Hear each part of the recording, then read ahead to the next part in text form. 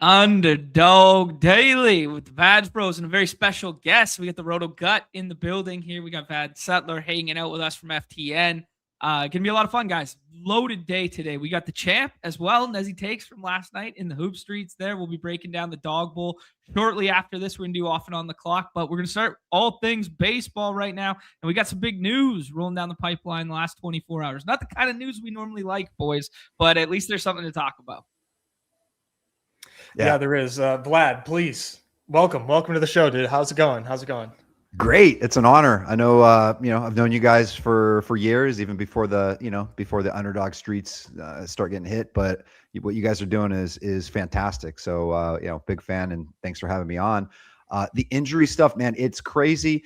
It shouldn't be all that unexpected. It's just that those of us that have been drafting, best balls, roto, whatever, all these months, it just shakes us a little hard, right? Because the immediate reaction is, oh man, my exposures, let me check this out, and it could bum out your day. But at the same time, we got to know that this stuff is, this is camp. News is going to start to come out, and we just have to adjust and keep moving on. Yeah, I mean, exciting times for baseball right now, just in general. It's like it's kind of like, damn, we got to start it off this way. But it's also the natural progression to start it off this way, right? Because it's the only kind of news we're going to get until actual games are being played and pitches are being thrown and stuff. But yeah, we got some pitchers and catchers stuff here. We got World Baseball Classic coming up. I don't know your thoughts, just macro World Baseball Classic there. Is that something that gets you like a little skittish for certain guys this time of year or anything like that? 100%. Like, I'm looking and seeing the potential candidates to replace Corbin Carroll. And it's like, I don't love James Wood at the price, but I love Roman Anthony. It's like, please let James Wood go, not Roman Anthony, Yeah, I respect that for sure. Vlad, man, you've been long time NFBC grinder, all that sort of stuff. Like, what's really piqued your interest with Underdog? Because like we do our due diligence around here to kind of pull over from other sports, right? Like it's such a football intensive landscape, but like we want to pull into the community that is the Hardo community that you have right now with the NFBC crowd. Like we want the true baseball guys to then come over here and be like, hey, this is another good way to play fantasy baseball. So what drew you in, and like maybe tips for us as how we pull that crowd in here? Yeah, I mean, I've really been all about the best ball since the early days. It's just a matter of being able to actually draft for myself as much as possible. But it just, the way that I do rankings, having like, my rankings for, Roto and now for best ball in like what I call VDP format. It's actually not after, the V is not for me, it's for value. So value, value based. But it's the way I do it is I have the deltas. That's really how I'm finding the market inefficiencies, the players that are, higher, should be higher ranked or lower ranked, overvalued or undervalued, per ADP. And it's different, like having to jump from, the Underdog, then to the DK, then over back to the Roto and updating it all. It's crazy. But no, I've loved it since the beginning. It's also interesting because it's a different type of challenge, right? It's a totally different game than Roto. It's more points based, which a lot, goes back to a lot of our roots, like me being in high school and, starting there, those type of leagues in Yahoo. And it's a challenge, right? And it's still kind of a nascent space. It's only a few years of a sample size and things like that. And this year I've just been drafting more. So I just have like, 30 slow drafts going at all times. I'm always on the clock, which is crazy. But I love that life, and slowly but surely the mid and high stakes players, they've been coming over. They realize how amazing the game is. And I think we'll have an even bigger group coming in this season. Yeah, man, I hope you're right about that. I think things would really start to pick up like after Super Bowl. Like we hit these benchmarks in the calendar, right? Like after Super Bowl, start of spring training, World Baseball Classic, I think will do wonders for us, as much as like we're fearful about them playing like intensely competitive games with limited ramp up. It does wonders for drawing people into the market, I think, in terms of the recreational. So I'm really bullish on baseball this year, really excited about that, but also just really happy that like someone like yourself is being an advocate for our games now, because this is the trickle down effect that we want to instill. How do you turn off Roto Brain when you're drafting? Because like Roto Brain is so much benchmark driven per category, right? Mhm. It's like, hey man, I need my 80 steals here with these couple picks. I need my 200 homers for here. When you're going through and building out, your back end projections and that sort of stuff, like what sticks out to you about Underdog scoring, about some of the benchmarks that you want to find Mhm. in your life on Underdog? Yeah, I mean, it's the points really. It's just it's pretty straightforward, right? Like you just going through the projections and plugging in what the raw projected totals are, and then figuring out the balance between that and ADP. That's something that over the last few years, always after I kind of set the formulas for that balance, I then still have to go in and manually adjust like dozens of players, because I want to be able to give like sort of my rankings, exactly what I'm using, for other people, but also be fair with the fact that, if the model, based on raw points, drops somebody 25 below their ADP, I need to be able to make an adjustment there, because a minus 25 is basically saying, hey, don't draft this guy. But in Underdog, I think it's important to not overexpose yourself, not get like, 30% over on a guy. Like I'm seeing all the same guys. Like I'm in this range. It's like, oh, let me click on Jack Leiter again. Let me click on Leiter again. Got to be able to get out of that habit. And thinking, because it's more volume based, and especially I want to try to hit 150 entries, I'm really trying to be careful with that exposure. But the difficult part of adjusting was really only in the beginning, when when you first start playing and kind of wrapping your brain around this new format. But now that I've been doing it for a few years and now doing at a higher volume, I'm doing things like making sure that I'm staying on top of the trends. Like, what are all the sharps doing? Like, what are you guys talking about in your shows? Where are the pockets of value? And then continuing to adjust every draft. So speaking of trends, man, you've been doing this for a few years now, and like with NFL and with baseball, we see massive trends in ADP pockets and draft capital. The biggest trend that we've seen, dating back from like 2021, is the major shift in pitching value and the shift in outfield value as well. Do you think that we are at an equilibrium? Do you think we haven't adjusted enough, or have we jumped the shark a bit with some of these positions? No, I think it's kind of fair where it's at, because as you continue to build teams, it's very easy to notice that the outfielders dry out quickly. Like a lot of my favorite teams are builds where I'm going a little bit heavy on the outfields early, where by pick 100, I might already have 5 of them. And then maybe Brenton Doyle type guy is my 6th, as opposed to having to, have those dead spots where people aren't super interested. Like, for example, sometimes you're seeing Chase DeLauter there in an island in the 180s. And what do we even really know what to do? And me, who is like incessant about this stuff, studying all the time, I cannot tell you right now whether DeLauter is going to, even make the team, or will he get hurt beforehand, or like how good will he be when he plays? Like, Probably. who decided that he was going to be here in the spot and that he was worth that? So these are things that are always kind of have to shift around, but you're right. Like, you got to get the outfielders early. I think there are places where you can zig where the whole market is zagging. I do think there's some value in grabbing an ace or an elite arm when they're around past their ADP and things like that. But so I think we're kind of in a good spot with it. I think the market has it right. And then one other thing I noticed is there's the infielders in the hundreds, like 100 to 160. There's really not that much difference between them and the guys going in the later rounds. So a lot of builds, I think it's okay to go heavy with the infield with the last few positions.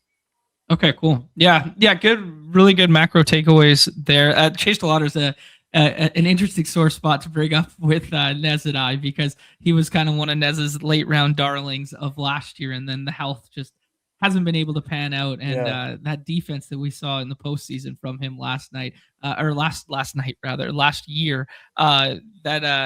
not going to get him on the field anytime soon. So I don't know. That's a very interesting one to pinpoint there. I think maybe that's a little bit of football brain being ported over to our game there, where it's like, hey, we want to chase these like ceiling rookies, and he just kind of makes sense as that archetype. I don't know, that kind of funnels into another question I wanted to give you with the archetype of players here. Like, we're so accustomed in Roto to build out, hey, we're going to get homers from here. We're going to get average from here. We're going to get steals from there. When you're just dealing with raw points, like what's your balance of players on a roster? Are you trying to be like quote unquote balanced with like, hey, I got a ceiling arm, so now I get a floor guy late. I get a big homer guy and tons of at bats early, so I need a little bit of speed in my outfield. Or does that stuff not even cross your mind in our format? Yeah, no, it does. And especially for the later round. So if I'm looking at, the sort of the makeup of my team, and if maybe I don't have a lot of power guys, I want to maybe, click on some of those guys later. I'm also being very careful with some of the, the guys that might be better in Roto because they're just, like Xavier Edwards or Chandler Simpson, who could really help boost you in a category, but they're not, they're not getting you extra base hits. The playing time might be of concern, things like that. So I'm being careful with those guys, and I'm really trying to be careful with the injury risk balance. Of course, with all these guys, now hitting, and I just actually updated all those guys having to drop them. Lindor, Carroll, really kind of sad. Haven't even checked my exposures yet, so we'll see about that. But yeah, no, it really is all about balance between player archetype and then also health and injury guys, right? Like if I have, Buxton and, or someone else like that, then I'm going to be less likely to take an injury risk guy later. And the same thing, like I'm more likely to go an extra pitcher on a team where I have a Bieber or a Garrett Cole or a, Rodon, and I make sure to try not to grab two of those guys if possible. Cool. Yeah, no, I think that's a pretty intelligent way to go about it. I always just, fight the demons inside me of like the ultimate ceiling combinations and pairings. Like, can I get away with like, what if we just get 600 ABs from both Mike Trout and Byron Buxton or something like that, right? Like I'm fighting those demons every draft. I just needed to hear it from somebody else to not chase those dragons. Oh, I'm sorry. That's a different point. I chase it all the time. That's separate for sure. Love do risk. What I say, not as I do type thing. Yeah, I feel you.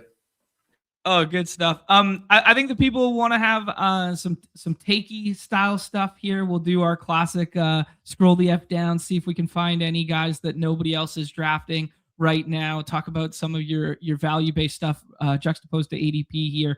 But before we do so, I think we should just hit on the most recent news that we kind of teased off the top there, and that was the I don't know what the right word is, epidemic of handmade bone injuries all of a sudden here. And most notably, Corbin Carroll at the top of draft boards there, and then the Schwellenbach elbow stuff as well. So I'll pull up a little graphic here and just, I don't know, what's your guys' knee-jerk reaction? Let's start at the top here with like Corbin Carroll, because he is such a predominant figure in that first round. And he was a little bit of a tier break guy for a lot of people early in draft season there before we got the Kyle Tucker signing, that it was kind of like Carroll goes here and then everybody else kind of goes in the first round thereafter, him and Bobby Witt. What are you guys' thoughts on Corbin Carroll now? The Corbin Carroll one's interesting because they're everything that I've seen about it so far has been like kind of optimistic. Okay. They're like, oh, they think they're like, oh, he might not be ready for opening day. It's like, well, no shit. like right? I thought that was sort of implied here. So they make it seem like the prognosis is pretty clean. The one thing that I think we all are aware of is like, what's going to happen to his production after, like what are we going to see? This is already a guy that seems to be defying like his expectations as far as like power goes his whole career. So like what does a handmade injury do to this guy? I do have some questions about the production if he is like good to go, like depending on how good to go he is. So I dropped him quite a bit, but it sounds like other people are less fearful. Where are you at, Vlad? With Carroll, I may have dropped him a little bit too much. It's possible, but I think I just, it's also a matter of like exposure. I think I've got him like at the end of the third round, somewhere around there. So I'm just looking at guys where I want to be realistic, where, my exposures aside, I need to think objectively, what if I'm looking at him versus guys like, Arozarena, Suzuki, Springer, Happ, like where is the cutoff and what would I do in a draft? And so that's kind of the range I have him. I think Lindor being an infielder, Of course, I think maybe a little bit lower for sure. In the Ketel Marte, Mookie Betts, Harper range, I think it's fair because all of those guys have some basically injury history over the last few years, it kind of sucks for the I had so many Soto Lindor builds with Bichette later, and I kind of like them, and so now I'm backing off the Lindor, but with everything, there's always the buy the dip, right? There's always an opportunity where the market like over extends themselves and just lets a guy fall too far, and then you end up getting a lot of deals. A lot of times that happens in the 24-hour period after news like this drops. Now it's like full panic mode, and really are in a good spot for deals. The other thing, last thing I'll mention is there's a history of people like it not sapping power as much as people say, right? Matt Olson a few years ago, it was Jose Ramirez. There are definitely several examples of guys. Sure, they needed the time to recover, but then if they're doing it early enough, you're still probably going to get 4.5, 5 months of like regular normal stuff from them. And even if you aren't getting full power, maybe these guys won't hit 30 again. But 20 plus and still extra base hits are still going to rack up the points. So I think it's worth comparing versus what the drop's going to be on these guys. Yeah, good shouts by all you guys. I like the historical comps there. Obviously, different archetypes of players with like Olsen but Jose Ramirez, like maybe a little bit more natural raw power than Carroll has, but like good power speed comp there, like with first round value. That if some of that power can return for Carroll, I don't know. I always had my queries and qualms about the left-handed power in that ballpark as is, and I was always kind of poo-pooing the Carroll stuff, but now you've kind of talked me off the ledge a little bit that like, hey, like it's not a definitive power zapping problem potentially here. What do you guys think like fair price point now? I like that you brought up the Lindor stacking thing because there was like a clear line in the sand with the ADP where it was kind of like, okay, you're staring at first ace off the board, or you're staring at stacking Soto with Lindor. And it was pretty clear for people that they were kind of always going the Lindor route, or at least, when I was watching draft boards and stuff like that. Like where's too far for Lindor now? Where's too far for Carroll in your guys' estimation? I mean, I was never really like, I'm with you, John, where like, yeah, like I love Corbin Carroll, but like I wasn't drafting a lot of them already. So like, and same with Lindor.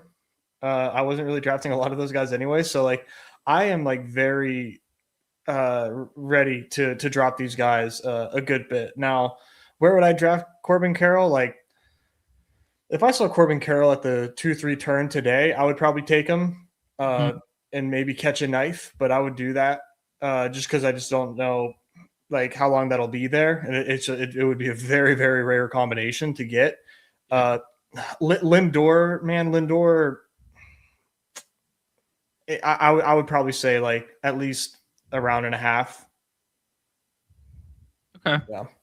Like how? Sorry, Vlad. How different is Lindor from Corey Seager right now? Well, the thing is, Lindor, he's had that note about it, right? So we always have that little clicked on the little box, and I'm sure it's kept a lot of people off. Like, what if this lingers? It's something I think in the back of our minds. The Carroll one was a surprise. I actually got called a witch again, of course, because yesterday I tweeted about just big strategy, just avoid all Diamondbacks, and then this thing happens to Carroll. Of course, I didn't know. But, I mean, sometimes you get vibes around teams, right? It's like, this team it's awful. Listen, I love some of the fans, the people and stuff, but like, it's really, it's not something I really want to be a part of. And so I noticed, caught myself a lot of times when Carroll's on the board, I'll go, with the next guy over him, or I've got him a couple of picks. So I'm like you, as I didn't end up with a lot of shares, but we know he's good, but sometimes like team context and those factors kind of like weigh you down. Like Gabriel Moreno is potentially your cleanup hitter. That's a problem.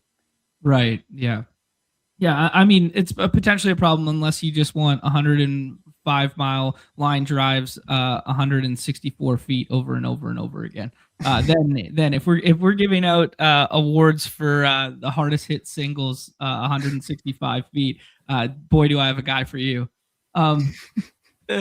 Yeah. Anybody else to kind of hit on here? I guess we should have the Schwellenbach thing. Like, this is kind of like what we've alluded to in the past, Vlad, is like the running back position of our game is the pitcher position in terms of injury comp and like value change over the course of off season. And that's kind of what we're ramping up to as we get, more detailed like timelines on guys like, Wheeler and Rodon and that kind of stuff. But let's start with Schwelly there. Was he a target of yours early on there? Is he draftable at all now? Like, what are your thoughts on Schwellenbach? He wasn't particularly. He was just in that glut around his ADP. And I think I ended up with I think it was like 8% or something like that between the bullpen and dingers and bunts. And I actually had just clicked on him in a draft like maybe 15 minutes before that news came out. So those are kind of the sore spots. But I kind of have preferred guys in that area. But the sharp thing to do really is just in general, like there any sort of like little injury notes or anything elbow and shoulder related or control issue, like it's just better to just, really keep the exposure light in that case. Based on the injury news, he's just off my board completely. I took him out of the pool yesterday, brought a couple of new guys in. And I know we're not talking about him yet. It's, not here, but like Santander's off my board. I mean, that's kind of a no brainer out 5 to 6 months. He's unfortunately done for the year. Him, I got a little bit more exposure to. I actually had him on like 25% in over an NFBC. So that one hurts. I mean, they didn't really address anything else. And it kind of looked like, hey, they're buying into him coming back for the World Series last year. Or was it not the World Series? He came back the round before, right? He was in the league championship. Yeah. Anyways, the fact that his timeline last year was like that, like it looked bullish for both him and Bieber, that they were like, oh, here we go. They're going to be ready, based on their offseason moves. Yeah, that one's pretty unfortunate there, especially given the price tag on that one. He was a lot of people's, third outfielder kind of vibe and builds. Yeah, and the problem with other thing is the news was positive. Like literally 2 weeks ago, Santander, he's fully recovered. He's ready for for camp, and so that's kind of the bummer there.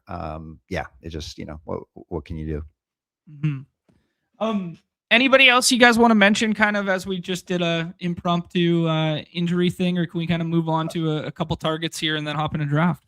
Let me ask you guys real quick: Holiday and Jackson Holiday and Westberg. What are you guys doing with them? Because I moved them down considerably, but that hurts too. I got lots of O stacks. Yeah, I was buying back in on the O stack stuff. I think I have a decent amount of both of them. I always thought Westberg was just kind of like a fun, underrated guy. I think natural progression is to move them down. I don't know how different are they than like Adley, and that's like 60 picks below now, right? So it's kind of like, I think Jackson Holiday will be a little more sticky than a guy like Westberg because of the name value associated with it. And people want to chase that, like, hey, this was a 1-1 guy like 2 years ago. Let's keep pushing this. But yeah, I'll be in lockstep with you because I really like the point that you made earlier about that tier of infield that they both fall into. That you were saying that, like, hey, what was the actual band you said about 110 to 150? Not being that different than behind. Well, they both fall in like that pocket. Jackson Holiday's right at 110. So I think it would probably just be natural inclination to soft fade now. Yeah. Yeah, I'm way more inclined to fade Holiday than Westberg. Just two very different injuries and two very different prices. And if we get Westberg discounts, like count me in. Holiday discounts I'm going to need. Just the hand versus the oblique. They're talking for Westberg that he should be ready for opening day. Gonna miss the beginning of Grapefruit League. Should ramp up after that. I'll take that. Holiday's already had his own bag of issues to start his career, and adding a hamate injury certainly doesn't make me any more excited about the kid. So I need a really strong discount on Jackson Holiday. I'm talking like 30 picks, to be honest. Okay. There's a lot of good infielders, man. There's just no real big point in taking on that risk, even though the lineup's sick. Yeah. I was Go just gonna ahead, say Vlad. I'm looking at, I was looking at where I'm putting these guys. You're right, and as like the difference in the injury is really a thing. Bleaks can set power a little bit too, but you're looking at Westberg, who was projected to hit like maybe second in the lineup, which would just be insane. I think we drop a little bit, but somebody like Jackson Holiday, like I'm comparing him to like a Matt McClain, and I know it's not obviously fair 1-1 comp, but it's they're lefties who struggle a bit against righties. Holiday could hit bottom of the lineup. Against lefties or maybe even sit. And then now this is a guy that he's still very young. I think he's like 21. We're waiting for the power to come. And now you've got something that's holding down the power a little bit. So I'm looking at like McClain, another year, of good health, like coming off that season, Cincinnati's got good guys around him. Like, how can I justify at this moment drafting Holiday over Matt McClain? So that's kind of why I have him in that range there. I like that you brought up Matt McClain because he's been I think he's my second highest owned player right now because I just kind of saw that archetype of the back year and like, hey, what if last year just gets chalked up to injury related stuff and the playing time's more secure this year? Yeah. Anyways, the Westberg one, the timeline management of it that comes to mind would be Wyatt Langford of last year because Wyatt Langford goes oblique at the very beginning of spring and then misses a decent amount of time, but still stabilized and still hit over 20 home runs. And like, I obviously very different archetypes of players in terms of like you're looking for more power from like a guy like Langford than Westberg, but like in terms of timeline and the fact that like it didn't completely crater, I don't know. That's kind of bullish for the Westberg stuff. Mm-hmm. Yeah, the problem with the O's just in a vacuum is like they made like some big offseason moves, right? Like they make the Taylor Ward move, they make the Pete Alonso move. They're pushing their younger stars up like now, like the Dylan Bieber stuff, Sam Basalo. Like they're pushing all these guys to like, hey, we had a way too early timeline, then we had a dip in the timeline, and now we're all in again right now. And yeah, Shane Boz as well, like all this sort of stuff. This is their go for it window. And there's just so many guys that could get hot early and just play Jackson Holiday out of timeline as well. Like as much as we want to be like, hey man, he's the guy, he's the future for them. Like, yeah, I don't know. Like, what if Blaze Alexander's just good? I was just going to mention his name because like, the O's knew, I mean, obviously they knew, right? They just made that trade last week. This news comes out this week. So yeah. Yeah. Crazy. Okay. While we're doing the injury thing, I think this is a fun one to talk about. Are you in or out on Yordan this year, Vlad? I'm in every single year, man. Cause it's one of these years you just play that, let him just be the DH and do his thing. He's got to stay healthy one year. I think the upside is just way too huge. And I think the price is decent. Especially over on the other site, it's, it's getting a little better, but if, you can get him in the third round there sometimes. Wow. I know second round here. Wow. Yeah. Third round Yordan, sign me up there. Like, I don't know, man. Like Nez and I have been proponents of just saying he's the best pure raw left-handed hitter in baseball. Yeah. Like, I mean, maybe we take the unicorn out of that conversation, but we were guilty as charged the last couple of years of saying like Yordan's like probably the best pure hitter not named Ohtani from the left side of the plate. And I'm just going to take that chance. I was just going to say there's one different mindset here with this especially if you're building 150 is, like a lot of roto people, they've been burned. They're just not going there because, oh, he's done this to me before. I cannot spend a high draft pick for him, whatnot. It's a little bit different. Of course, there's the exposure consideration, but I think you can go for it a little bit more because, the upside is legit, even though he doesn't steal bases, is like, top 5 raw points guy. Mm-hmm. Yeah. There's also this like looming factor that we don't talk about in our game that it's like, hey, our lineup gets set for itself. So even if he misses like 2 or 3 weeks and like you're only playing 3 outfielders, you're going to get the best of the value over replacement of the other 3 on your roster. So it's kind of like you just take the peaks when they happen to come, and then you can just balance out the remainder. We don't have to make this like tough decision of like, oh man, can we start Kerry Carpenter this week? He's going to face 2 lefties. Like we don't have to make that decision. Maybe he just runs into a neck high fastball against a lefty and we reap the benefits of it, right?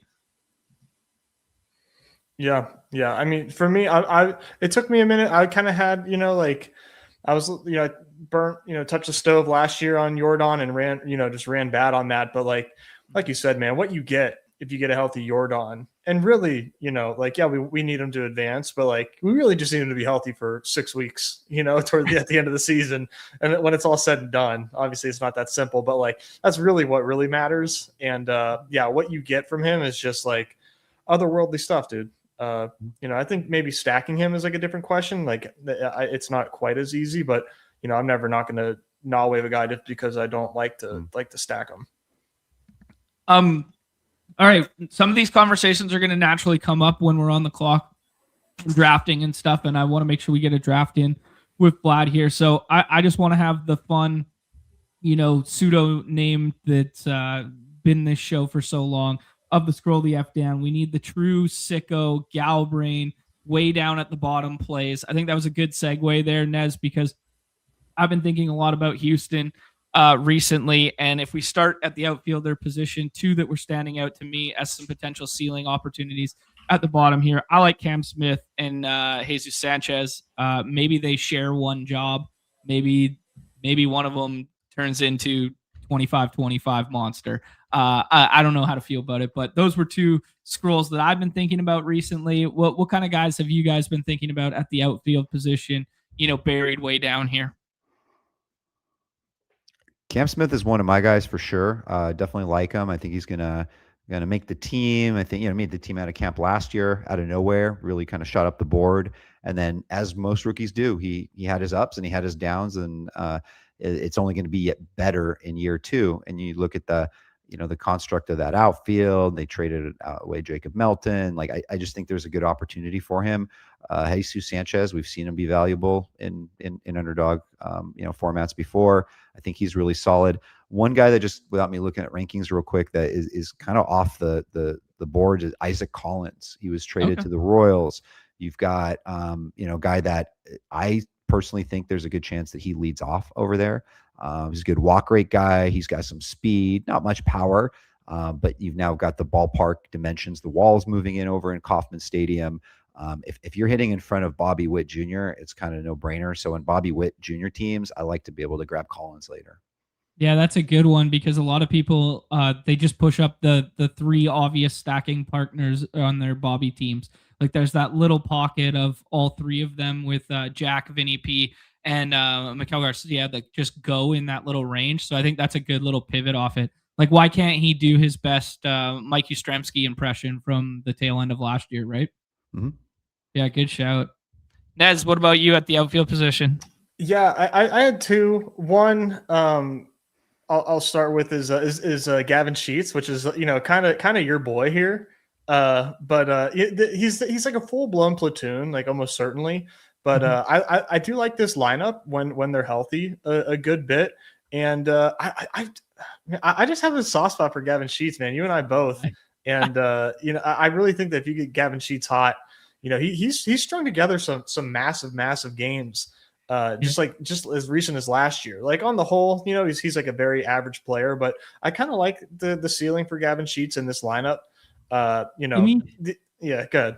Give me a 0.8 WAR season from Gavin Sheets with 30 nukes one time. Give me some Adam Dunn bullshit. Here we go. Yeah, full blown platoon, but dude, he played 145 games last year, which shocked me. Yeah. Shocked me that he played that many games last year, and he was good. Mariano's not a beacon of health either. No, not that you want him in center field, but go ahead. Yeah, Gavin Sheets was playing a lot last year, even against lefties, and just kind of found himself. It's funny what happens when you kind of land yourself in a good organization. Also, their depth was really bad there. I mean, if you remember the team, if you remember the name Tirso Ornelas, remember I was so excited for him to come up, and he just did nothing. And then beyond that, just the outfield was just super weak, and so Gavin Sheets really kind of set himself up for success. So I like it. Yeah. One guy I wanted to mention just as a potential fade is I think he's a little bit overvalued is Owen Cassie. Okay. Big Cubs prospect. Now he goes to a little bit of a worse hitting environment in Miami. Tough division, lots of really good pitchers. Of course, I'm only playing them about 30-ish% of the time, but he is a potential platoon danger guy. Sure, it might be on the strong side and possibly like bottom of the order. But the biggest thing about him, I know we don't care about strikeouts because, average isn't affected. This dude strikes out a lot, like at double A, at single A, triple A. The guy's always striking out 33, 35% of the time. So I think he might have a rough go of it, adjusting to the team, the offense. And he's just a name I'm looking at. Literally, as we were doing this, I noticed I had him too high, moved him down my ranking. So I'm kind of off on Cassie. Yeah, especially if you're not going to bring any power to the table. If you're going to strike out, you got to bring some power to offset that. If you're just going to strike out a bunch and also slug 400, you're definitely at risk for, getting pulled for whatever the situation is, even though he was like a prize return in that trade. Yeah. I heard you talk about it a little bit on Stacking Dingers there, Vlad. You guys were talking about the dynamics of, not getting too deep in the weeds of like the playoff schedule stuff and just controlling what you guys can control and stuff like that. But if you want to poo-poo on Marlins forever, you have my stamp of approval, both for your Diamondbacks thesis and for their playoff schedule. Last 2 weeks at Royals, which is, kind of fine in the summertime, but then home against the Cubs, home against the Mets, home against the Dodgers. Like, good luck getting hits in that ballpark, versus those pitching staffs. That's a great call. Let's talk a couple just random names to throw. I'll just throw out 2 names here. I got to get my boy Josh Lowe in here. He was my other one. He was my other name. Yeah, and I've done a couple Evan Carter back stacks where you do like the Carter burger and tack it on to taking Seager early, stuff like that. Those were some of the guys that I was doing. Let's do a couple rapid fire scrolls here and then hop in a draft at the pitcher position next. By the way, do you call it the back stack with him because he's got a chronic back issue? Nice. Very nice. I love Josh Lowe, by the way. Love him with the Angels. Yeah, very fun. My dude. Very fun. Like low key, man. That Angels Park is kind of where it's at, and nobody really thinks of it like that. Pitching position, guys. Now, I do say this one with a grain of salt because so much of pitching is archetype driven, where it's like, hey, do I need an innings eater at the tail end? Well, maybe that's Merrill Kelly's music. Oh, do I need a ceiling shot at the back end where if he holds a rotation spot all year, that's Emmett Sheehan's music? Like, there's different archetypes to this, but any one of the scroll variety that's been jumping out for you guys, just in general? I'll let you start, Vlad, if you got some names. Yeah, I mean, I've been kind of playing in the danger zone with Shane McClanahan, although there was good news on him yesterday. Same with Bryce Miller, Chris Bubich. These are 3 guys that, the upside is incredible. The injury history is big, but try not to go too hard on them all at once. But definitely mixing a lot of them in, and I've got all 3 above my ADP. I like that. I like all 3 of these names. I was doing the Bryce stuff. I got a little scared recently about reading about the elbow stuff and how they went in and they didn't just clean chips. They did something structurally. And I was like, wait, what's going on here? Like, yeah. So I'm like a little skittish on like the combination of like him being on the same arc as like Kirby in terms of like needing an arm thing in the like immediate future. But like, I don't know, man. If you just look at him, if you look at him on paper, or if you look at him how they pitched 2 years ago, him and Brian Wu were like a coin flip. And now all of a sudden Brian Wu's like SP9 and put it together last year. Like those guys were legitimately like coin flip between who's the better prospect. So I'm down to chase that dragon for sure. Yeah, I like that. The name that I will say is that, because I haven't talked enough Pirates, is pretty much every Pirate pitcher down here. Ashcraft for one, big on Ashcraft. They love him in the organization. The fellow pitching staff can't get enough of Braxton Ashcraft as well. And sign me up for a little Jared Jones too. He was throwing today. Said he feels great. It's been a long time since we've seen him on the mound. I think the question is fair is like, what will the innings be specifically for Jared Jones coming off this injury? In my opinion, if he is healthy, that's obviously the big thing. Then I don't know how much they're going to necessarily limit him like toward the end of the season, where they haven't gone as hard as I would have liked them to have gone. But regardless, they are still like trying to be competitive and making a push. And I think you're going to see them, kind of like not mess around with these guys and really go hard to win. And I think in order to do that, if Jaron Jones is healthy, you got to let this kid throw. So we all know he's electric when he's there. There are questions about what he will do this year, but Jaron Jones is so fun that I'm going back. I think I need to get in a little bit on the Jared Jones market. I think I have none so far, but I think that's a good call. Braxton Ashcraft, by the way, is the like high stakes NFBC darling. Like I could never get him at cost. Like people just love them some Ashcraft.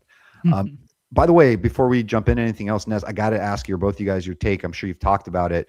Connor Griffin, his price, and is he going to make the team? I mean, you've already got the clips this morning of him just like, mashing things, smashing cars, and just, crushing it like you expect him to. Yeah. So the price I think is good because I think it's going to like let's say crystal ball, we know Connor Griffin makes the team. This price is going up, even though he's a rookie. So I think the price is good. I was like, I had sticker shock at first, but now that he's settled, I'm finally like, okay, this is where it's at. I can do this. I'm taking him. I think he makes the team. Jason Mackey, beat writer for the Pirates. If you follow him, say what you will, but he is like tapped in. And he said they're going to give him every chance to make the team. And if he performs in spring training, he's going to make the team, was his words. So I think that that's good to hear, as opposed to him saying, I'd pump the brakes, let's temper expectations. Like he's been the bearer of bad news before. So he said if Griffin performs, he's making the team. And obviously very bullish. Now, how will he perform? The expectations are sky freaking high, man. I honestly kind of feel bad. This dude can't get a normal comp to save his life. Because there are none. There are none. No, it's tough, man. I mean, I'm freaking stoked on him, obviously. But I'm not out here telling people that he's going to be the man. But obviously my expectations are that he's the man, because I've never seen a bat like this in the Pirates system. Like Kutch wasn't even this good coming up. Like Connor Griffin is unlike anything I've seen as a prospect, as a Pirate. Like his ADP reminds me of rookie season Julio, when we didn't know if Julio was going to make the team or not, and he was kind of like in this fringe, like 180, 160. He might just be a dead roster spot. You might be carrying him all year, or he's going to break the tournament and he's going to be have, and he's going to be a 35% advance rate piece. And like Julio didn't have like the most amazing rookie season ever, but it was back-weighted production and it really helped your teams. And like he turned out to be like a quote unquote have it. I mean, Connor Griffin might be better than Julio. So like taking a shot at this price tag feels good. And that's usually a guy that poo-poos all over PNC Park and how nobody can fucking hit there. So why do it? But I got some Connor Griffin bags. Unfortunately, I do fall into the trap of the times in which I have Connor Griffin bags is when I'm back stacking off of the O'Neal Cruz stuff. And I don't think those bets necessarily go hand in hand. They do in terms of correlation, but like in terms of like just stealing outcome or individual stealing outcome, I don't think they're always correlated. So I think I do have to like temper my expectations that when I'm betting on Connor Griffin, I'm not also just betting on Pirates. Yeah, that's good. I was going to say the one thing for anyone's a betting person out there like that. I'm hammering that over on the Pittsburgh Pirates win total.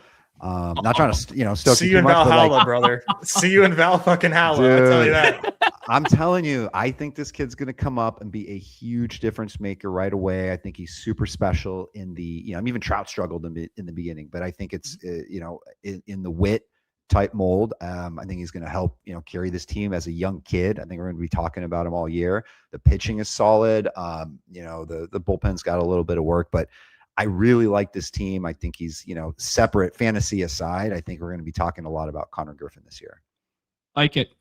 Okay, we'll talk about some infielders as we rip here. I want to get us in a draft because this always happens on our program, Vlad, where we could just talk forever about guys naming dudes and baseball players here. But I want to make sure we do some actual picks on the clock with you. So I'll hop us in here and we can kind of talk about a couple of those infielder scrolls while we're in your snap, Bill. Everybody's ready to go. Love to see it. Look at that Badge Bros magic, by the way.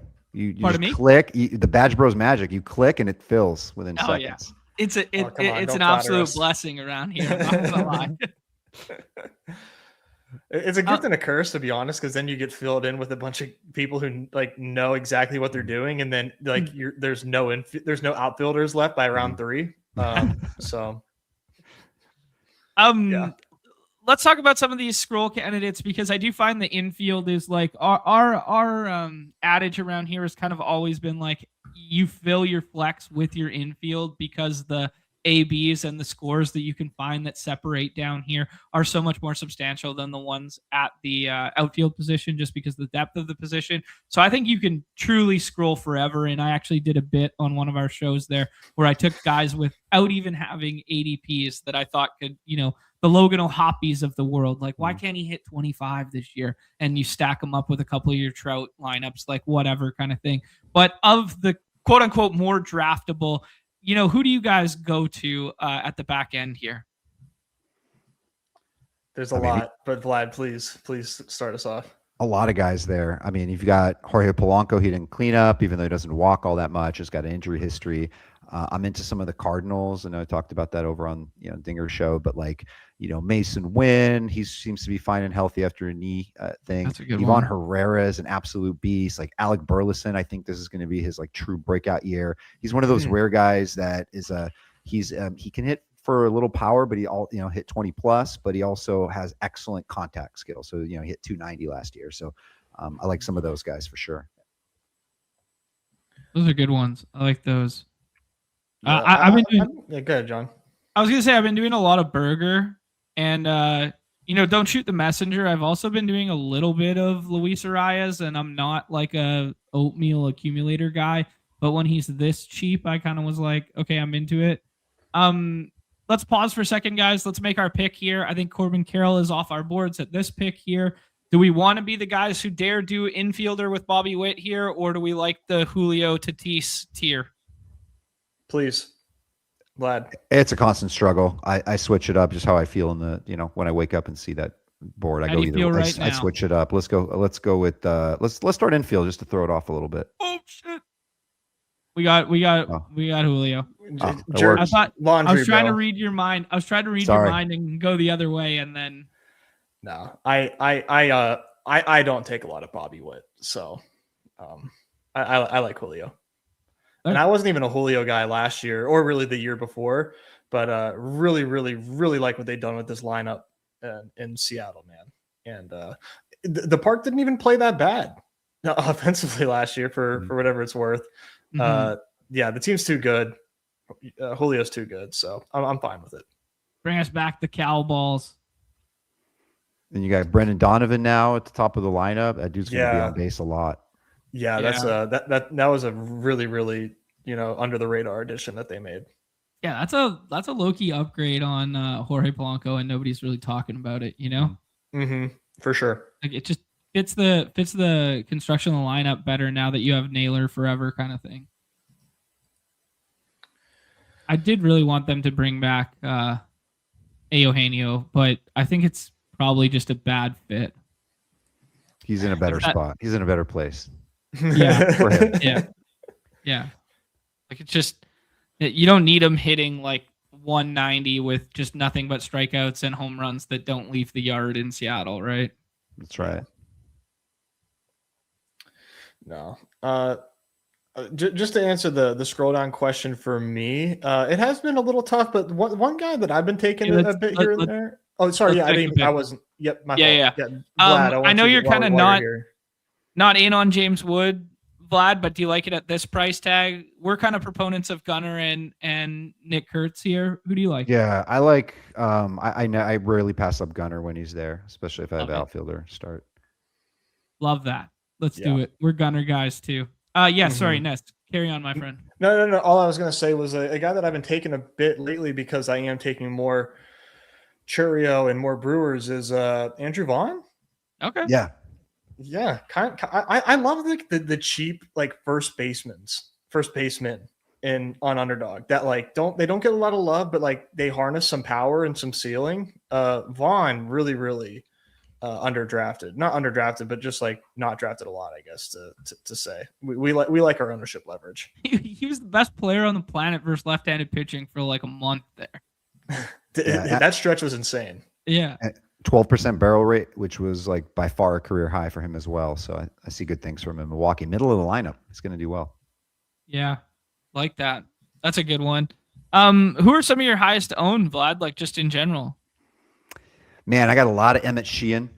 Okay. Yeah. I've been drafting Luis Robert Jr. Since the bullpen opened. And honestly, you guys are gonna say I'm full of shit, but I literally the way I saw it, I figured he was gonna be traded, and the only thing that made sense was the Mets. And I've been, not a big Mets guy. I just feel like they always have just like some bad juju. Sorry, New York people, but I just felt different about it this year. Just really like what they're putting together over there. I think, like he's got some motivation and drive now. So when we were able to just grab him, after pick 100, whereas now we're looking at the price points, like he's, listen, all he needs to do is stay healthy and it's going to be, pretty good. Yeah. Hey, never wrong. Just early, Nez. That's This is right. my highest owned player last year. The tool shed. We affectionately know him as LBJ around here. The real Luis Bob Jr.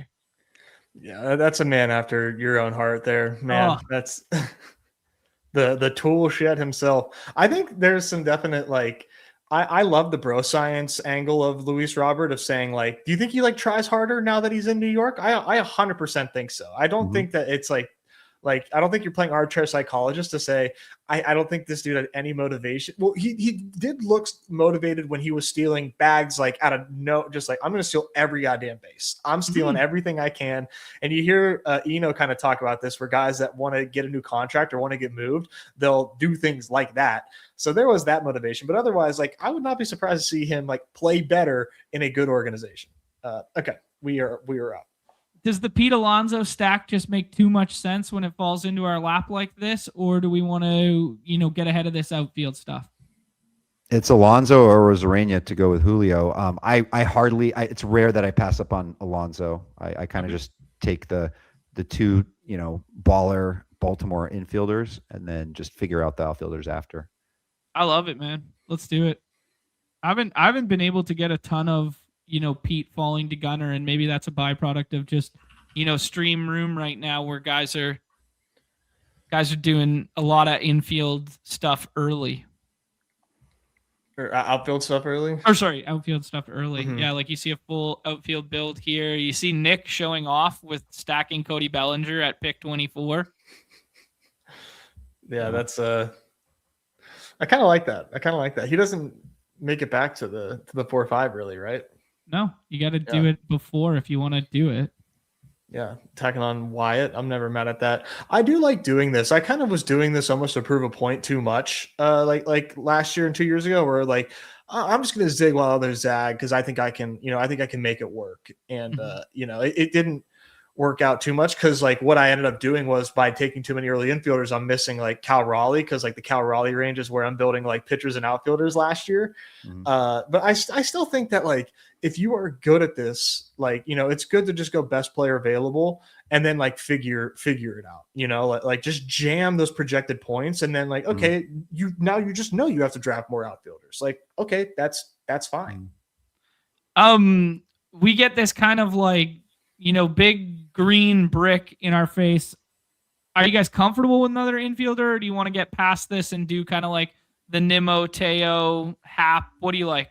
Vlad, please, while you're here. I like the outfielder, the Hap probably just like solid production across the board. I think I like that offense there. I think he's a good, always producing, like always 1,200 plus. He is so consistent, right? Just like the model of consistency there. Sick lineup. Speaking of the Cubs, while we have a little bit, Pete Crow Armstrong is a notorious anti-selection from us. We fade Pete Crow Armstrong frequently here.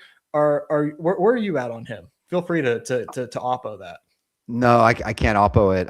One of the first things I did when I started doing rankings with the bullpen is I just moved him immediately down several slots. I just I think he could be fine, and think you'll have some like huge streaks from him.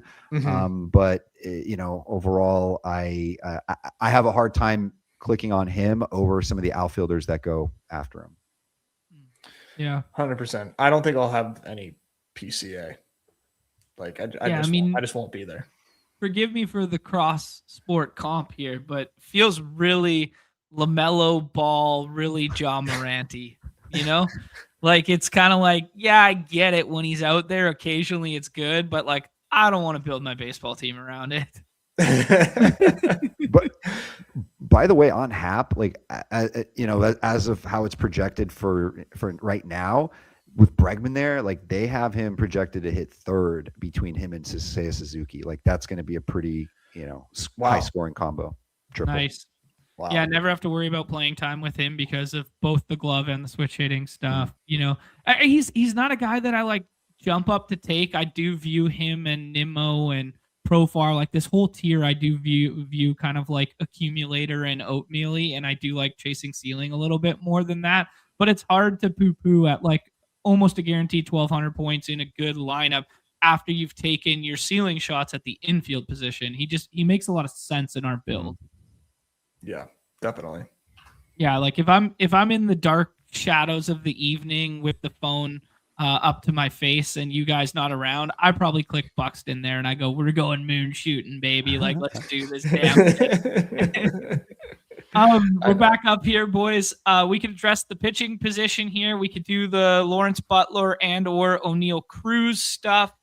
We'll probably get an ace to come back, to be honest. So I'd be a proponent of another outfield shot. Who do you guys like?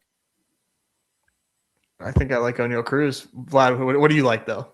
I don't want to go against. I mean, like I prefer, but I got O'Neal Cruz down a little bit just because I'm worried about platoon stuff, like how bad he was against lefties. That's really my only concern. Yeah, barely above 200 for the season last year, but that's another guy who I hope that like a change of like attitude for the organization can result in better results for him. Because it was when it was bad, it was horrible. We take Lawrence Butler there because this is a Vlad show, and we're gonna get our fair share of O'Neal Cruz when Vlad's not around. So we'll go ahead and take Lawrence Butler there. I mean, Lawrence Butler, 3rd round pick last year. Like people were really excited about him after he signed the contract, and then less platoon risk for him this year, I think, too, or at least less replacement risk this year with no JJ Bleday, no Miguel Andujar kind of thing. Yeah, he's got like massive upside. He's also incredibly streaky. You remember, like the power binge from a couple years ago. He was just unstoppable. He's in that ballpark, like in the 100+ degree temperature with over in Sacramento.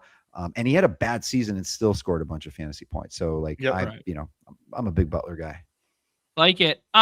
This is where I like to start my pitching staff, but if you guys want to stack Bregman or Naylor, I won't say no. What do you like? Let's see, and then your next pick will be there. I say go for the stack. Let's see if one of the pitchers falls. Okay, you like Naylor or do you like Bregman? Man, I have Bregman a little higher. Come on, nice, you got it. I like it. Good. I mean, Bregman Hap together, it's pretty good. Pretty good spot to be. Yeah, I think the way I would think about it too is like, we deem Hap kind of boring. I think you really want like you want teammates getting there with Hap. I think that's kind of the thesis, like Hap, he blows up when, the Cubs score like 18 runs, which it seems like they do like a few times a year. On his own, it's like he's not really doing a ton on his own. Where like I think Lawrence Butler could do a lot on his own. He has those like 2 home run games, 2 stolen base games like all the time. Right. That's a good point. Nobody's worried about Bregman in that ballpark. He's still going to produce. I mean, it's the ballpark. I mean, the wind's been blowing in historically a little bit more like last year than in previous years. And I mean, sure, there's a little bit of concern, but like he's still going to rack up like doubles. He's going to have guys on base in front of him. Like I think he'll be fine. Nice little bounce back. He was, by the way, his like prorated stats for the full season had he not got hurt would have been like epic. Would have been like a 1,500 point guy. Right on. Okay, cool. Yeah. I mean, in that park. Dude, I liked that park for him so much. It's kind of sad he's not on that team anymore. Like I know it was such a perfect fit. I mean, I'm not going to be the one to call him fancy Isak Paredes, but I've heard rumors that he's fancy Isak Paredes. But again, I wouldn't dare. But I've heard people say if you compare their spray charts, you can't tell who's who. Again, I would never do that, but I'm just saying I've heard on the streets. I mean, I think he could have a Xander Bogaerts level fall off if he went to San Diego. Like, you know what I mean? Like, that's the profile of hitter. I've never been a big Bregman guy. I like him on this team. Don't get me wrong, but like I've never been a big Bregman guy other than last year because he was in Boston. I'm probably not going to have a lot of Bregman this year, but he projects really well. I will say that. I'm mostly hating. His claim to fame is like his batting eye is insane. If you look at his like walks to strikeout ratio, like over the course of his career, there's like Soto, and then it's him and a couple of other guys, and then a big drop off to everyone else. It's like almost 1-to-1. It's incredible. It's true. Is it pitching staff time here, guys? Looks like it. Who's your favorite here? This is a really fun range. Let me see. It's a little small. I see Sale, Green, and Fried. Fried, yeah. I mean, Green is the big upside guy and quite younger. That's the one issue with. I'm sorry. Go ahead. Please. Oh, I was gonna say that's the one issue with where we took Bregman, and not to like now you're gonna be like, damn Vlad, why'd you take Bregman? But when you're passing on those like the Seattle guys, Wu and Gilbert, or Reagans, like that's usually where I like to start.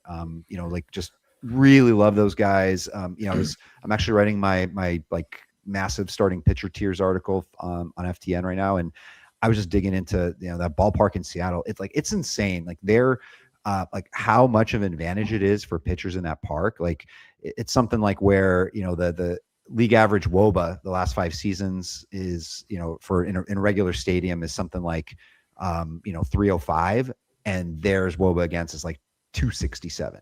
And the ERA is half a point less. And like, just, it's such a clear, huge advantage. I know we're not like, looking at ERA and ratios as much, but just, these guys dominate. Then you add in the K rate bump from Wu. Gilbert last year went up to 32%. Like I love the Mariners guys. Me too. Yeah. That's very similar lines of thinking. Guys, we're about to be up again here. We got a 1-3-3 started. I think we're out on Santander. There's going to be some pitching options here if we want it. There's also going to be some outfield options. What's jumping out to you guys? I'll give it a zoom here. Yeah, 20 seconds. Luzardo is cool. I take some Luzardo. I also like Ramos because I just think Ramos just is really good at baseball, even though he kind of has some park issues. What do you like here, Vlad? I like it's a great pick. I like Luzardo, Valdez, Joe Ryan. Just a second pitcher. All right, let's do Luzardo. I don't do a ton of Luzardo, so let's do that. I've been a proponent of taking Frammer in this spot. Take a decent amount of Kirby too. I like the landing spot for Frammer too. Oh yeah, that was like as good as it could have been. I mean, neck and neck, him and Tigers and the Pirates. Which I feel like if he would have actually landed with the Pirates, he probably would have saw a trade, probably like Keller or Jared Jones. But great landing spot for Framber, obviously in Detroit. Yeah. Vlad, if you have to dip at any point in time to do your duties and stuff, but by all means, dude, we can land this plane. But it's I'll hang out for now. That's cool. Perfect. This outfield of this pocket of outfielders it's tough because it's sometimes they feel like auto forced clicks. Like I'm not a big Andy Paez guy, for example. Helio Ramos is like okay for me. Adolis Garcia lost bat speed, new ball, new division and league and everything. I love Colton Cowser, but will he platoon? Where is he going to hit in the lineup? I still like him ahead of ADP, but again, these outfielders here is another example why it's now with Santana out of the mix now too. Another reason why getting those outfielders early is important. Yeah, good shouts there. The Cowser one's really interesting because you could see him be like Jordan Westbrook. You could see him return that kind of value and just hit first or second every day and go on these stretches. Or you could see him being maybe not the wrong side of, but at least a platoon side of, Mountcastle if it's DH, or Tyler O'Neill, one of our longtime favorites. He could take at bats from him. So it's really hard to pinpoint who's going to be the winner out of Beavers and Cowser, basically with the platoon stuff. Oh, come on. This pick's going to make itself for us, boys. Come on one time. Boom. Yeah, you guys like a little Michael Bush stacked up to our Cub stuff here, or do we want to go in a different direction? It makes sense. I like it. Yeah. Power on power on power. Yeah. Let's do it. Real big on Michael Bush. Dude, 34 Bayous last year. You kidding me? He's way better than I realized. Yeah. I want to check out their playoff schedule. You guys do that? Yeah, what do you guys that's a DeGrom? Like DeGrom being more expensive. Are we like going too crazy with like the baked in injury risk stuff? Because like, last year we saw the downtick in velocity and like kind of stabilize the fact that like, hey, I can live at 95, 96 and get myself to more innings in a year. That was pretty bullish to see from DeGrom. Like, do you guys think his price tag should be a bit higher? I think it's about fair where it is. Yeah. There's still, the age and, it was nice. Like we had the party last year. A lot of us were in on DeGrom and it worked out and then some. And so now it's just, maybe not quite fully dip out, but just kind of be careful with it. I agree. Cause I think he had to he clearly changed his philosophy as a pitcher as well to he kind of took stuff off of his stuff in order to, in exchange for health. And we saw times where he was 6 innings deep and no Ks. It was really bizarre. But obviously he's still DeGrom, still a great pitcher. I think the price is fair, and honestly, I could use a little bit of a discount. Yeah. Okay. Yeah, I kind of just tend to agree with you guys. I don't find myself chasing him up the board or anything like that. I liked the adjustments he made last year though. Yeah, definitely. Jackson Holliday is going to come back to us. It's probably too soon for that. We could start thinking about some of these pitchers because Schwellenbach's in this tier. Yuri Perez goes there. Blake Snell's another injury guy that we didn't talk about. Jacob Marcy's falling in this room if we're interested in Marlins. Shea Langlier's stacks. Anything I'm saying resonate with you guys?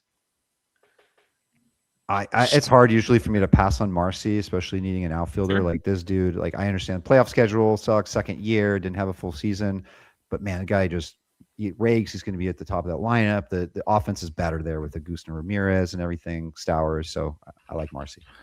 Cool. I don't take a lot of Marcy, so that's good to hear because I was kind of looking for a reason to take this guy.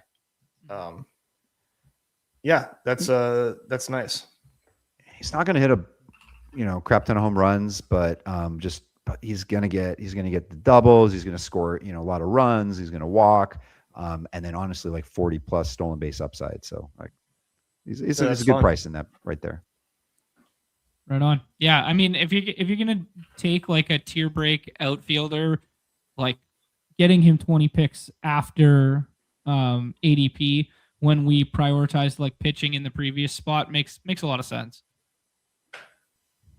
Yeah, you guys got some good, a lot of good power on this team. So you can almost from that respect can kind of afford to take on somebody like that. Yeah. True.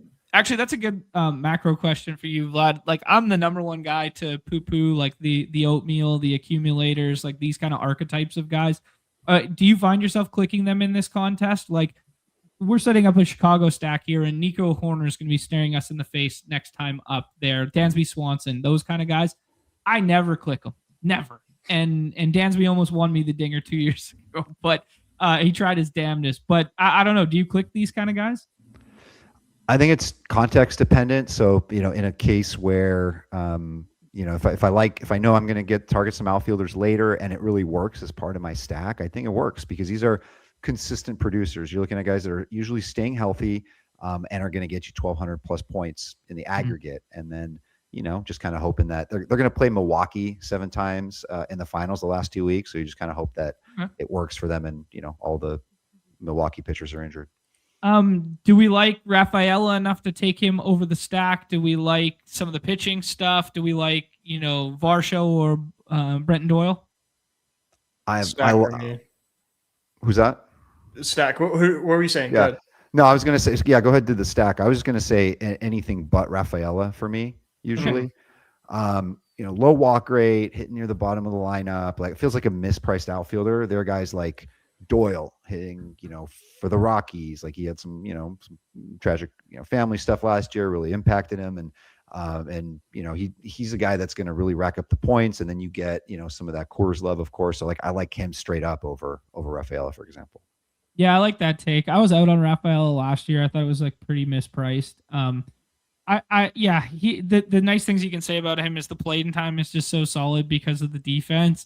So and maybe like people are wish casting it, but if like Jaron Duran, if there's smoke turns into fire with the trade rumors here that like, oh, now all of a sudden he can move up in the lineup and he can score more runs, accumulate more. But I'm in agreement with you. I think I've clicked his name once this whole time. He's been basically a fade for me at that price tag. He might as well be invisible to me. Yeah. It's funny that we just like kind of like naturally like land on some of these similar takes based on like independent research. It's kind of fun. Yep. Mm-hmm. Yeah, I don't take him. You had Robbie Ray in there too, John. I definitely, I could have gone either way on the Horner versus Robbie Ray. I kind of just love doing like Cubs on. Like if I'm going to do Cubs, I'm going all in on Cubs. So I like the stack, but Robbie Ray is a fun click too in San Francisco with his season he just had. I think it was probably pretty smart that we did that there and went stacking opposed to the pitcher, because we're probably going to get like one of this group back to us, and like how different is it to Robbie Ray would be the question. Maybe there's more safety in Robbie Ray with the ballpark and the innings that he put up last year, but yeah, I don't know. You guys like who's your favorite pitcher here, Vlad? This is a pretty sweet spot. Yeah. Let me look at my ranking. I have Schlitter like a full round past. I just don't trust him. I don't trust his health. The way he throws. Sorry if you guys like him. I love Schlittler. Yeah, Schlittler. Sorry. Yeah, I mean the upside is insane. I like Gavin Williams. I like Michael King. Just nice, solid dudes and good home parks. Yeah. King's also a ton of fun. King's, I think, pretty undervalued given his home park and his upside with the K's. Our guy Cowboy 5 Rings goes ahead and takes King there after you guys were glazing him up. So we'll go ahead and take Gavin Williams on this team. He's fine. He led the majors in walks last year. You'd think that's going to probably get a little bit better, but still like an ERA near 3, lots of strikeouts, like another year in. He was a big prospect for the Guardians. So, it's just weird that offense. You look at that offense and you're like, who are these guys? How do they continue to like, finish with records above 500? But yeah, they just get it done one way or the other. CJ Kafis to the rescue. CJ Kafis to the rescue. Like, I don't know, like the similar thesis, lower price point. When we were talking about the scrolls there, I was thinking about Joey Cantillo.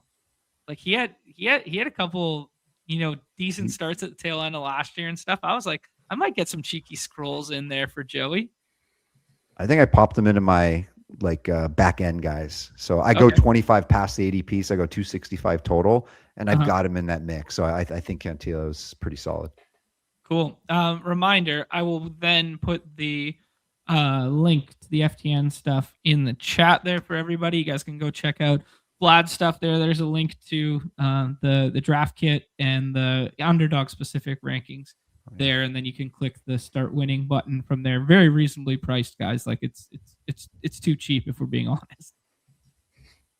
Yeah, dude, it's not like this time of year is insane. Like you wake up, it's like it's like somebody working on Wall Street, but like obviously it's fantasy baseball. I think like the Underdog guys will be all right if I don't update Lindor and Carroll right away, or so I think. And then I go in the chat, they're like, what's Carroll's new ADP? What's it? I'm like, all right. Let me get to this. Let's do it.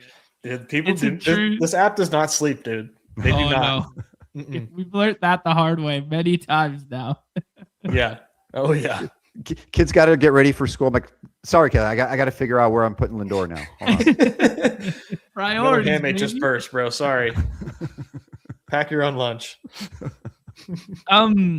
Ozuna goes at 145 there. That's a little bit of an uptick in Ozuna's price tag. He was kind of going in the 160s before. Do you guys think it's bullish that he's going to PNC or no?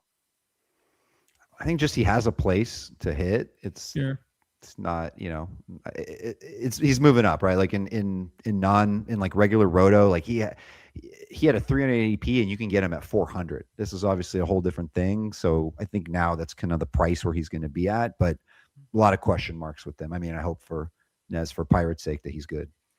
Yeah, so do I. I have many questions, but yeah.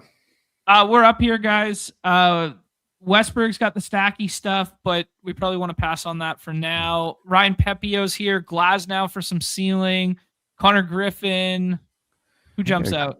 I think we need a pitcher. What do you think? Pepio or Glasnow? You want to go upside or stability? Pepio's back in Trop. Break the tie, Nez. I'm not telling you to click Glasnow, brother. All right. Sounds good.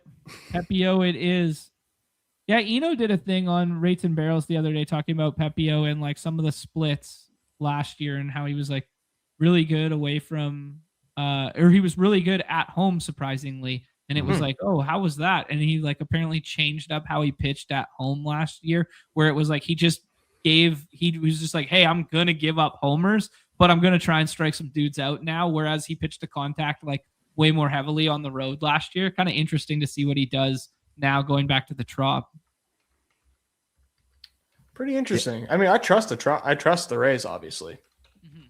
You guys aren't dabbling in the Nick Martinez market, I hope, or I assume. No, not yet. But I mean, when the Rays go ahead and add a dude, like I perk up. Like, you know, it's like, true. Dude, if the Rays see something in Nick Martinez, what the hell have I been missing? Because we used to stack against him every damn day at Great American Small Park. That's right. He got 12 million. Did I say that right? Yeah, something like that. 12 or 13. Something crazy. Something just Dude, insane. He's making more money than Connor McDavid.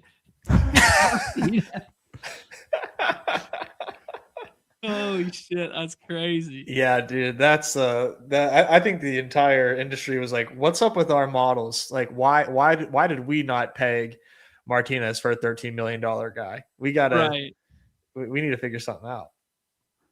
Guys, we're up here. The Westberg falling price tag, if you want it here with Gunner. We could do the Wilson Contreras in a new landing spot. We could do some pitching. Nathan Eovaldi's here. Rodon's here. I like Eovaldi. I like Wilson Contreras. I think I like Sal Frelick. Maybe a little too early for him. Frelick, I think he's, you know, I know people don't like him. Doesn't hit not me, brother. power. I like him. Oh, you do? Excellent. Yeah. I like all those guys. I'd be cool with the Eovaldi. I really like to hammer pitching here. I prefer the scrolls at bats as opposed to the scrolls at pitching, at least like at this point in time for what I'm comfortable with. So I kind of like hammering pitching at this spot. I was drafting Frelick like in 2023, was it? Like his rookies. Oh, I was ready. I couldn't wait to draft some Sal here. I can't wait to draft poor man Stephen Kwan without the average. That's right. Hey, you had a good year last year, so put some respect on his name. Yeah, I know. I clown him and Bryce Terang, like those archetype of guys. Just they don't get me excited to click in these rounds. You know. Do you guys know a little last year's trivia that Bryce Terang was the #1 fantasy second baseman last year? Crazy. I mean, the month of August was insane. He hit more home runs in the month of August than the previous year that he hit. Like it was like he hit like I think he hit 10 or 11 in August. Just crazy. And he had a full change in his batting stance, his approach, and he had the biggest bat speed gain of any player, basically. So he went up like 3 or 4 points in bat speed from the previous year. Whoa. Wow, that's crazy. Whoa. Yeah, I didn't know the changes. Shit. Yeah. We talked a lot about bat speed last year, but we talked a lot about it in the context of like Mookie Betts, who was like a decliner because he lost all the weight and he was like hurt and stuff. And then I think the thing we kept citing was like 1 mile per hour in bat speed in like neutral park settings is equivalent to 7.5 feet of carry.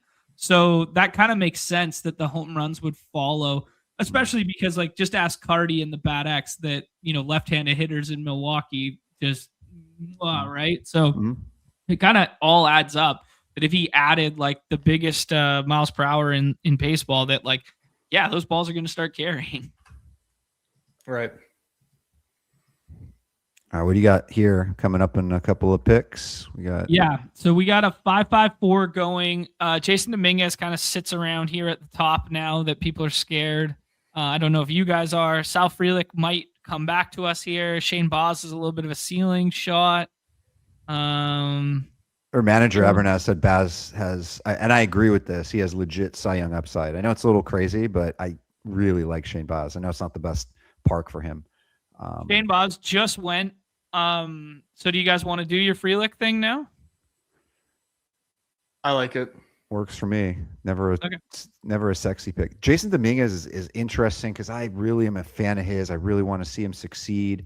I just don't know what the Yankees are doing or what they think or trust about him, but it wasn't a bad season. He still almost stole almost 25 bags. He just got kind of screwed over, really. I think he's better than that. I think it's because he's a little bit of a butcher in defense. They got Stanton and other people that can DH, so I'd love to see it work out for him. Yeah, the nice thing you could say about him is that Trent Grisham took a huge step back defensively. Like, I know he hit the 20 home runs and stuff, and like people like him with the short porch and like the leading off and stuff like that. But like, man, he took a huge step back defensively. So it's like, hey, maybe we can find some more playing time for Dominguez at his expense if the bat isn't, crushing like it did last year with Grisham. Oh, it wasn't just 20. It was out of this world, man. I can't believe it. Hit 34 bombs. 34. Oh my God. Dude, Grisham was a beast. He was like a DFS cheat code. Like every time that he's at home against a righty, just like Trent Grisham, like 30%, just load it up and see what happens. It was unbelievable. Yeah. Man, it's kind of how I feel. Like something has to go wrong for Jason Dominguez to I don't know. I'm also hung up on the fact that he's like 5'8" switch hitter. Like I'm like the Martian. Yeah. Is it like, speaking of the Yankees, another favorite, Ben Rice, is it like funeral time for him now that they brought back Goldschmidt? Like, is it just like way too difficult to pay up for him at his current ADP? It's pretty high. I've had him just a little bit below all throughout, just because it's really, really high. I mean, everything from like the power, the barrels, like the fact that he can improve the lineup around him. Like, there are a lot of really good things about Ben Rice. And listen, Goldie's still around. Like he's I don't think, unless he gets hurt, like he's going to be in the lineup against righties. I think they'll still try to find a way to get Rice as many at bats. But there's definitely some, plate appearances lost because Ben Rice may not be in the lineup every day unless he can learn how to hit lefties. Mm-hmm. Yeah. That's pretty the problem about learning to hit lefties is like Goldschmidt's a lefty killer too. Like Goldschmidt's like a dude who like laps the field in projection on the days where he faces lefties. So it's just like such a natural platoon. Back up here, guys. Jason Dominguez continues to fall. Jordan Beck's here. Chase DeLauder is that dead zone guy. We could do some one-offs. Any pitching? Merrill Kelly, Chris Bubich. Bubich isn't bad. Kind of I'm fine with Bubich. Nah. Okay, cool. A little bit of ceiling floor combo there for Bubich. I mean, Bubich, he had some massive weeks there last year. We can't pull up the old sweating dingers, but he had like 2 or 3 like top 10 SP weeks. Like, shit was real. Schedule for the playoffs, they're going to get 3 against the Marlins at home, 3 against the Blue Jays at home, 3 against the lowly Diamondbacks at home, and then 3 at Fenway. Okay. Like mediocre schedule. Yeah. By the way, I've done something unsavory before, and I guess maybe I can share. I can let it out on this podcast. I've done a pitcher stack that has Glasnow with Sasaki and Sheehan. So you guys can go ahead and shame me now. I get it, man. I get it. Yeah. Like if you roll 2 start ceiling weeks of that, or you kind of play like, 2 arms for 1 slot, but that they're both elite arms. Like, people are so quick to poo-poo Dodgers this time of year because of the 6-man and that sort of thing. And then people forget that, hey, there's injuries and things happen. And all of a sudden they had isolated weeks last year where they had like 4-mans going, and they were like, now we have to find a spot for like Clayton Kershaw in here and stuff, or Landon Knack. Like, Mm. yeah, I get it. It's not something I've experimented with, but I get the thesis for sure. They're such a professional. I like that answer. That's great. As far as like, it's shit. Well, we've talked about, but like never actually, dug to the bottom of, is stacking a rotation good? Because like of the guarantee, or like the close to guarantee of having a 2-start pitcher, and how important that is. Like I said, we haven't actually gotten a definitive answer, but like our gut take is that it is good to do a rotation stack. Now, I guess maybe not with like a 6-man rotation. Maybe that's not like the way to do it, but you still are getting at least, hopefully 2 healthy pitchers there. Yeah. I wonder, like, all these teams, like every year they talk about before the season starts, they're like, oh, we're going 6-man, and they don't actually end up doing it. And I know the Dodgers are a little bit different case to keep, Ohtani on schedule, but like, there are just way too many teams. If you go out on roster resource, you're seeing 6, projected starters because that's what the managers say they're planning on. But when push comes to shove, you don't actually see it. So just something that I keep tabs on. Mm-hmm. Guys, we're nearing that portion of the draft where we can kind of just scroll around and do whatever we want. I heard you mention Matt McClain earlier. Adley Rutschman does a Baltimore stack with us. Brendan Donovan stacks with Julio. Augustine Ramirez stacks up with the Jacob Marcy. Any of this stuff interest you guys? I like all those guys. Like I feel like Rutschman's a little underrated because like, he's a catcher, but he's going to be hitting around there with those guys. Like Gunnar will be, towards the top, and then, Alonso, he'll be hitting right next to Alonso, I think. And he may not be a 20, 25 home run guy, but he's going to, I feel like a nice little bounce back for him. Perfect. Like it. We got a 665 going. Really strong infield in my estimation. We can probably shut it down with a Gunnar, Alonso, Bregman, Bush, Horner, and Rutschman completely stacked infield there. Outfield probably looks like 7 to me, like Julio, Happ, Butler, Marcy, and Frelick. Yeah. So probably 2 outfielders and a starting pitcher to close this one off with our last 3. Exactly. That's what I do. Cool. Need to start thinking about some targets. I'm not sure guys will be stacking us, or sniping us rather. I don't know. Who are some of your favorite targets in here? I was just about to bring up Matt Wallner as one of ours there. Same. Yeah, I'm forever chasing Matt Wallner, man. Yeah. I will not quit Matt Wallner. It's just, as long he's as such he's a like Statcast darling, man. Yeah. He's such a Statcast darling. And also the offense is so, like, they're sellers and all that. Like, he's going to get an opportunity to play every day. Back in the day when lineup was stacked, it's like, hey, he's just going to hit righties. But, so in Roto, that might be an issue if he hits like 198, but he's going to hit 35 bombs probably. We could end our pitching staff with like Singer or Boyd, Horton, Bryce Miller, any of those guys, or we could go the outfield route. We got the Colorado guys. We got Jorge Slow. We got Jordan Walker bounce back. We got our Cam Smith love. What do you guys like? I'd grab an outfielder because I feel like I can always rely on one of my Milwaukee arms there towards the end, like Logan Henderson or Quinn Priester. So I'd grab the best outfielder. You think that's a fit? We'll get Mickey Moniak. All right. I've been into the Jordan Walker went to drive line and figured something out camp. So I'm all about it. Okay. Yeah. Yeah. Of this group there. Yeah. It was kind of like a classic. We're chatting and then we're on the clock and then we're deciding this grouping. Is he the guy who sticks out to you? Jordan Walker, the name that kind of sticks out the most in this range? To me, yeah. I was big on Nootbaar, but I don't know if he's going to be full strength for camp, so I kind of pulled back on him. But had a lot of them a couple months ago. He had a surgery that basically cleared up an issue that he's been having, he says, for like 3-4 years. But he's another Statcast darling and a great walk rate and everything. But I'd want to see what his note is for camp.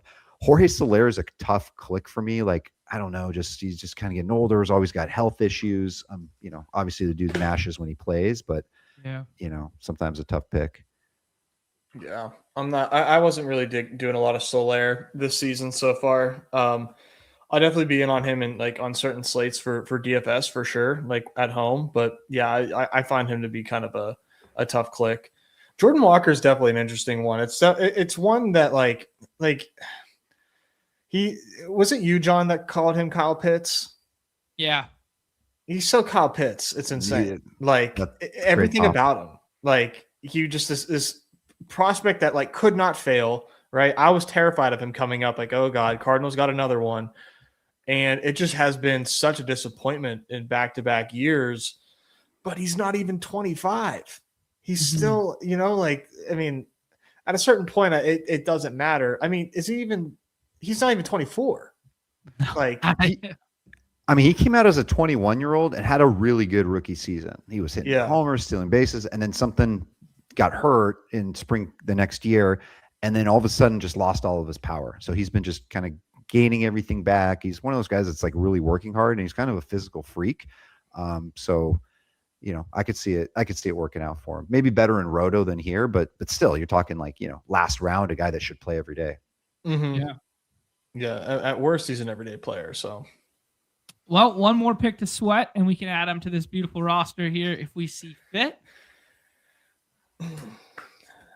Yeah, I think we were thinking 7-7, right? 7-6-7. Mm-hmm. Yeah, I think 7-6-7 for sure. Yeah, we spent a lot of capital at the infield there. Yeah, worth it for sure. Jordan Walker, it is. Let's do it. Yeah, let's do it. Let's live a little. He's also like a fun like last outfielder. Like if you were spending like 150 or something, like pick 150 on him or whatever, it's kind of like, I don't know, man. Like he's got to be my fourth outfielder. He's got to be my fifth outfielder. Now I'm relying on him. When he's just like kind of like a free dart, it's like kind of nothing but ceiling at the back end. Like if he gives you 2 usable weeks or 3 usable weeks, you'll laugh. Mm-hmm. Yeah. I mean, and in here, like with your last pick, do we not want to? I don't know. For the snipers, do we want to kind of keep the names? Wait till no. Pick, or it's kind of fun when we get sniped too, because then we have to pivot and get deeper in the player pool. So we can talk about it. I don't know if they're going to be there, but I was just thinking like you can go 2 different ways because you're looking at an outfield that is really sort of questionable, especially for in this day and age. And so you can go 1 or 2 directions, like the solid stability of a Gavin Sheets, or just like the F it upside. We just got Jordan Walker. Let's get Cam Smith too, right? So 2 different directions. Right. Yeah. I think we got to go starting pitcher here though. 6-6-7. Oh, we have 7 already? My bad. Yeah, that was 7. Okay. But your Milwaukee guys are here. Priester. Or one of them is. Logan Henderson's here. Bryce Miller's here. Cade Horton could have won the Rookie of the Year. Seth Lugo's kind of like stability, I guess, with an asterisk. Grayson. Yeah. Who do you guys like? I mean, I'm Henderson. I'm Henderson all the way. Let's do it. All right, cool. It's Beautiful. a winner right here. Beautiful squad. Yeah, that's a strong team there. Yeah, I'll recap in a half second here. I'm just trying to make sure that everybody gets forwarded to the next video here. So let me see if I can set this up on the fly. The old tech lording behind the scenes here. Nez, why don't you give us a recap on the squad there? 7-6-7.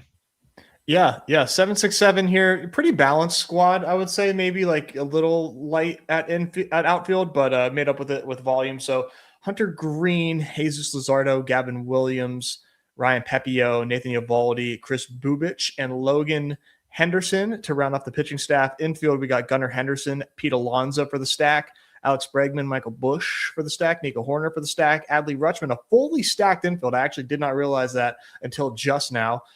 Julio Rodriguez, Ian Happ, Lawrence Butler, Jacob Marcy, Sal Frelick, and Kyle Pitts to round out the outfield. So pretty fun squad there. Mickey Moniak and Jordan Walker there to round out the outfield.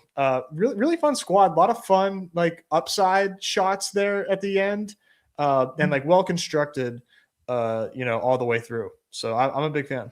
The preeminent question of our generation here, Vlad, is: does it suck or does it fuck? It fucks. Right on. Yes. Yes. There we go. Yeah, I mean, I'm dying at this comment in the chat here from Easy. If this team advance, I'll have a worse MLB season than I did NFL. We'll see, buddy. They We'll can't all see. be winners. Oh, that's pretty good. Vlad, we took up more time than we promised you. Appreciate you sticking around and doing this with us, my friend. Yeah, valuable insight, man, and just love picking your brain. Love everything you guys do over at FTN, and love that you're doing the podcast circuit for the Underdog crew here. Yeah. We're going to be pushing over, guys, to Pete's channel. We're going to be doing NBA Dog Bowl, another chance to qualify. Honest to God, this is the best NBA slate of the year today. It's actually so effing sick. So, yeah, we'll be over there. But, Vlad, any parting words for the people? Thank you for coming on, man. No, keep drafting. Stay in the rooms. Thank you for having me. FTNfantasy.com. Check it out. All my rankings. If you do roto points, anything else, so come over. And just happy to be here for my Badge Bros debut. Thanks, guys. Love it, Love man. it. Appreciate Yeah, please check it out, guys, if you haven't. Really, really good product over at FTN. Link go check it out. is in the chat right now. And as I said, guys, too cheap. Go get your VDP, which stands for value, not Vlad, but I like to say it stands for Vlad in my heart. All right, guys, we're gonna talk a little hoops here. Appreciate everyone being here. Everybody's favorite time of the show. The end. Peace. Thank you, Vlad.